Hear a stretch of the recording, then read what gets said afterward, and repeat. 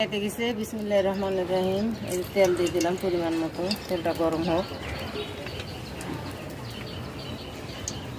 দেখো আজকে রান্না করবো গরুর মাংস, আলু আর এই যে গোটা রসুন দিয়ে। তেল গরম হয়ে আসছে, এখন পেঁয়াজ আর টাকা মতো তেলের উপর দিয়ে দিলাম।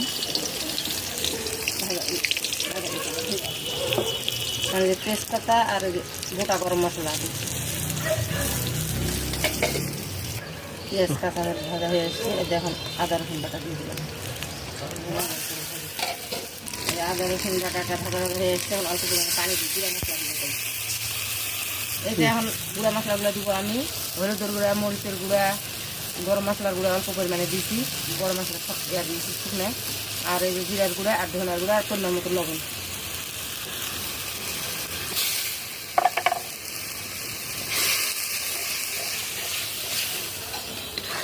এটা মশলা কষানো হয়ে দিচ্ছে, এখানে গরু মাংসগুলো দিয়ে দিচ্ছি, দিয়ে কষাবো।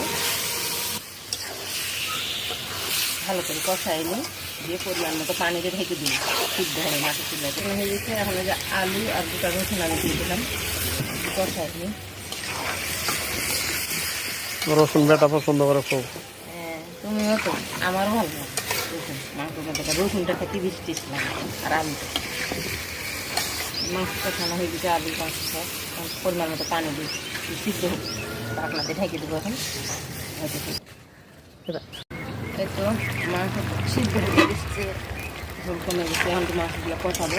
মাংস কষানোর উপরে মাংসের স্বাদ আসে, ভালো করে কষালে টেস্ট ভালো হয়।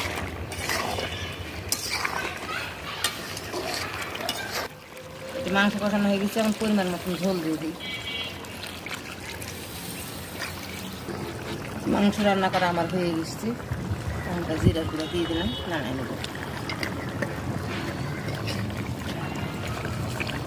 হয়ে যাবে গরুর গোস্তের ঝোল রান্না করা। দেখো তো কেমন হয়েছে কালারটা, সুন্দর, সেই সুন্দর।